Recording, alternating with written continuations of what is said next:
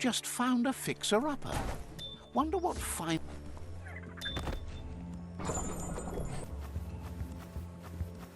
You run like the wind. Did I ever tell you what the definition of insanity is? Insanity is doing the exact same fucking thing over and over again, expecting shit to change. That is crazy. But the first time somebody told me that, I don't know, I thought they were bullshitting me, so boom, I shot him. The thing is, okay, he was right. And then I started seeing it everywhere I looked, all these fucking pricks. Everywhere I looked, doing the exact same fucking thing. Over and over and over and over and over again. Thinking, this time is gonna be different. No, please. This time is gonna be different. I'm sorry. I don't like the way you are looking at me. Okay? You have a fucking problem in your head. Do you think I'm bullshitting you? Do you think I'm lying? Fuck you!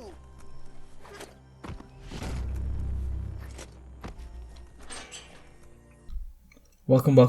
I'd like to start by saying Happy New Year. Today we are looking at Biomutant. Is it worth playing? At the time of this recording, I have a play time of about 49 hours and I've been playing on a hard difficulty. I must admit that the first time I've heard about this game, I overhyped it. Post-apocalyptic, kung fu fighting, mutation having, anthropomorphic creatures with a heavy helping of great loot customization. What is there not to love? The trailer and the marketing for this game made it feel so much grander than what it actually was. Unfortunately, beyond the surface level, this game, though having potential, fails to reach any of the hype or even be that great of a game to begin with. This game was released May 25th of 2021. It was developed by a company called Experiment 101. Experiment 101 is a game development studio based in Stockholm, Sweden. I couldn't find much information about this company besides that it was an independent and Biomutant is their debut game. Let's begin with the story. The story is about this dying world that used to be functional and thriving, but because of Toxinol's greed and corruption, it slowly killed off the world that once was. Toxinol was a mega corporation that worked in rare earth mining and nuclear industries. These industries generated an enormous amount of waste that wreaked havoc on the surrounding environment. This waste was first dumped into landfills, but once those places were completely used up, they then moved to dumping it into the coast. Toxinol, becoming aware of the destruction that they brought to the land, created arcs to save themselves. You, as the playable character, starts in the aftermath of these events, whose genetics have become twisted and evolved because of the actions of Toxinol. The new creatures of this world have evolved to survive in this new world. This new world, as it is now, and the world tree that exists in the center, lay dying. As the playable character, you have 4 main missions: solving the tribal war, dealing with the end of the world, killing the 4 world eaters, and defeating Lupa Lupin. The tribal war. This is the most tedious and repetitive set of missions that I've ever played in a game. Essentially, there are a couple of tribal leaders throughout the land, and it is your job to conquer or subdue the opposing tribes. The very first tribe that you meet, you can team up with them to help deal with the other tribes. Each tribe has a leaning to light or dark. I chose the light side. Eventually, after conquering several forts, you'll be given the option to end the tribal war early and subdue the other enemy tribes. Now, if you decide to do this, you will lose out on each tribe's specific or specialized weapon. I ended the tribal war early because I was not using the tribal weapons anyway. I didn't find any use for them. I already had my build. Now tell me, why would the developers place in the option to end the tribal war early? I will tell you why. These set of missions suck. I ended the tribal war early and I have no regrets. I felt burnt out with these missions and was so underwhelmed. Saving the world. You will be introduced to an arc pretty early in the game. The arc, developed by Toxinol, was used to flee from the dying world. As you meet NPCs throughout the world, you can decide whether that NPC is worth saving or not. Usually, you will have to perform a mission for the NPC before you can decide if they can be saved or not. You only get 4 options for this, so choose wisely. This is another part of the game that was not fleshed out too well. You never get too close to the NPC or get any truly captivating reasons as to why they are worth saving. But this is an option for the player. Defeating the 4 world bosses. The 4 world bosses are apex predators created from the mutation of Toxinol's waste. They are also part of the reason why the world tree is dying. Your mission is to kill all 4 world bosses. You will have to approach these beings with a completely different strategy than what you have been used to. Overall, I like the idea. The execution has much to be desired. These bosses all had a weird gimmick. For example, some bosses require the player to spend time collecting the proper animals/pets before starting the battle. These animals would be used to put the boss in a certain state within battle that was advantageous to the player. Besides from the gimmicks, I enjoy this part of the game. Finally, there is Lupa Lupin. This is the creature responsible for killing your mother and terrorizing your village. You eventually realize that the reason he did this was because when he was young, your mother had a hand in killing his mother, thus creating a cycle of revenge. He will be the main antagonist that you chase down at the beginning and additionally function as the final boss. Your mission is to hunt him down and defeat him. Now let's get to the fun part, the combat. Combat is easily the best selling point for this game. You have so many tools at your disposal. There are guns, Wong Fu, psi powers, and biogenetics. Though the options may be vast, you will soon come upon the dominant strategy. That being focused on guns. You can only have 4 psi powers and biogenetics mapped at any one time, limiting the amount of abilities that you can use in the heat of battle. Wong Fu, being Biomutant's unique form of martial arts, is very flashy and fun, though not as optimal as killing multiple enemies as quickly as the sharpshooter. I wish there was a deeper consideration for how different classes would play out. There are no special attacks for psi powers and biogenetics.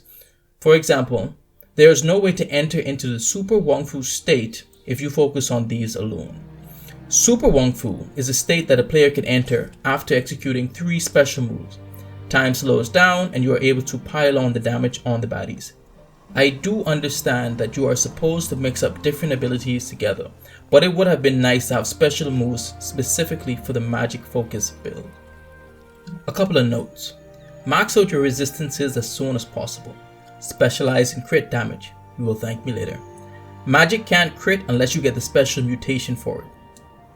You will be given a mech suit pretty early in the game. It pretty much sucks for traversal and combat. Its only benefit is complete resistance to one of the biomes within the game, in which you can overcome with the right gear and parts. I would not recommend fighting in this thing because it shares your health bar. It is big, clumsy, and can easily be swarmed by enemies if you are not careful. I dropped it as soon as I got the chance. Outside exploring that specific biome that it was meant for, I don't use it. I recommend you don't either. World design. Biomutant's open world can be very lush and green despite the destruction that took place. As you explore, you will see remnants of an old world that was once teeming with life and prosperity. Most locations have many objectives that make you explore every inch of what once was. The one thing I can say though is that this game is huge, gigantic even, maybe too big for what it should have been. This world as a setting mostly realized and you will feel very immersed from the beginning to end, but things feel too spaced out. The world feels big for the sake of being big. I know that open worlds are something many players crave, but not every game benefits from this feature. This game could probably stay an open world if it was a little bit smaller. This is a beautiful world after all, but I would not want to spend so much of my time going from place to place with so little to do at each destination. Fewer locations with a bigger story beat would be much better than a checklist/quota of locations for the game. Mission design. I think this game would have benefited greatly from a much tighter and linear mission design. The main missions can be tackled in pretty much any order that you like, as long as they are available. It is nice that I am able to do the main missions as I see fit, but I think I would have preferred a much tighter storytelling arc. I am new to this world and there is a lot of information about it that developers are trying to convey. Instead, I get a lot of story beats through billboards and sign. A much tighter mission design with maybe fewer tribes but each playing a more important role within the story would have elevated this experience. Instead, missions are just a list of tasks that needs to get ticked off. These tasks can consist of clearing an outpost, fetch quests, and backtracking. Narration. Not that this design choice can't be pulled off. Bastion has a narration throughout its entire gameplay and the game does a great job with it. Biomutant's narration, on the other hand, is obnoxious, heavy-handed, and constant.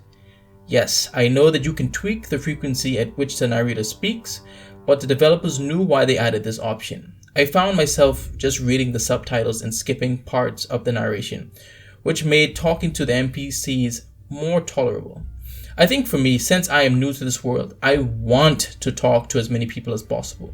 Soak it in all like a sponge, but when the narration comes in, then my eyes just roll into the back of my head. It's a hard pass for me. Loot. The loot, which should be another shining point for this game, but only to a degree. The loot pool is smaller than you think. You will run into many duplicates. That's even with the increased loot chance. 50 hours in and you may still find low rated armor and parts. Pretty much this is all that you find outside the specific moments where there is a gun or tool for you. I understand that this is a post-apocalyptic world, so it makes sense for you to find a ton of junk. I think this is where the game aspect could do some more heavy lifting and ensure that the parts stay more relevant as you progress through the game. The game wants you to feel like you'll be switching out loot often, but you will find really good loot early on and pretty much stick with them throughout the whole game. Side note, Experiment 101 needs to increase the number of resources that you can hold. 99 may seem like a lot, but resources are not found equally. You will run into maxing out certain resources but still can't do anything in terms of upgrade or building because you lack wood or plastic. Gathering resources is a cool feature, but a little bit more thought should have been placed into it. Guns. Okay, I have to admit, I love building and tweaking my guns in Biomutant. The sense of pride that I felt after making my own custom creation is almost indescribable. I think a lot of the fun that you will have with this game will be found here. The loot may be poor, but there is still something to be said about the scraps for guns. Pro tip: the gun base has the highest impact on the gun rarity. If the gun base is crap, then no additional parts will have a huge impact on the rarity. My strategy would be to find a really good gun base and then add improve the mods as you go through the game.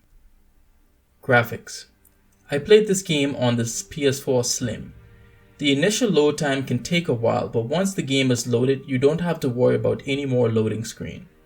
You can walk in and out of buildings, get into combat, and talk to people with little to no transitions. This is a plus for the game. But then there's the bugs and crashes. This game crashed almost in every play session. Save often because you don't want to be losing hours of progress. As mentioned before, I played this game on a PS4 Slim, so your mileage may vary. Just about every play session, I can expect to crash in one form or another. I'm not sure what causes them. Maybe it's an issue with the autosave, too many things going on at the same time, my PlayStation is getting old / heating up, or it could be bad code. The autosave system is somewhat generous, so you will never feel like you lose too much when it does happen, but I wouldn't be surprised if you do experience a crash. It is going to happen, it's just a matter of time. That leads me to the conclusion. Can I recommend this game? No. The open-ended mission design and the open world are major setbacks for this game. The narration is too overbearing and heavy-handed. The combat, probably the best feature in this game, is hampered by a lack of build diversity. Guns will be far superior than any other fighting strategy, and the magic hotkeys are too limited. The loot pool is much smaller than expected and you will find yourself with many duplicates, scrapping most of it. I did not like that there were so many locations for the sake of a big game. Fewer locations with bigger story beats would have enhanced this experience tenfold. Let me be clear, this game doesn't make any major errors outside of the crashes. There are a ton of great ideas here. This game is killed by 1,000 cuts. It's the minor things and the lack of polish that brings this experience down. I think a lot of potential is here, and maybe a sequel will address a lot of these issues. But as the game stands, I cannot recommend it. Anyway, thank you guys for watching. Have you played Biomutant? Would you recommend it? I've seen some people have a really good time with this game, and I do think there's an audience for it. But can I recommend this game? I really cannot. Put your comments down in the comment section. I'll read them all. But thank you guys for watching.